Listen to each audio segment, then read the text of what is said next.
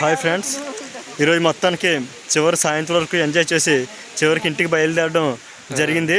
సమయం సాయంత్రం 5 అవుతుంది. 5 గంటలకలా మెల్లగా ఇంటికి అందరం బయలుదేరాం. ఈ బ్యూటిఫుల్ ప్లేస్లో ఎంజాయ్ చేసి అలా ఈరోజు సాయంత్రం మళ్ళీ బయలుదేరడం జరిగింది. రేపటి నుంచి మళ్ళీ మామూలుగానే మన కంపెనీకి వెళ్ళి డ్యూటీ చేసుకోవడం జరుగుతుంది. కాబట్టి ఈరోజు యొక్క ఎంజాయ్ని ఎప్పటికీ మర్చిపోలేము. ఈ యొక్క ఇటువంటి యొక్క బ్యూటిఫుల్ ప్లేసెస్కి నెలకు ఒక్కసారైనా వచ్చి ఇలా ఎంజాయ్ చేయడం వల్ల మనం రీఫ్రెష్ అవుతాం.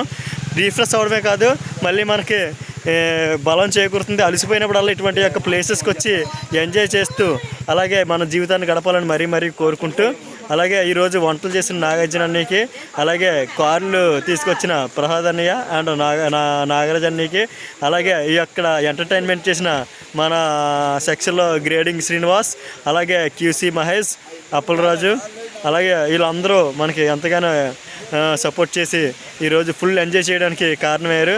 అలాగే పచ్చసింగ్ ఫ్రీ ప్రాసెసింగ్ నుంచి కోటి కూడా మనకి ఎంతగానో ఎంజాయ్ చేశాడు. అక్కడ తలదూకుంటాడు కదా, అతని పేరే కోటి. ఈరోజు కోటి కూడా ది మోస్ట్ బ్యూటిఫుల్ డేస్గా మనకి మిగిల్చాడు.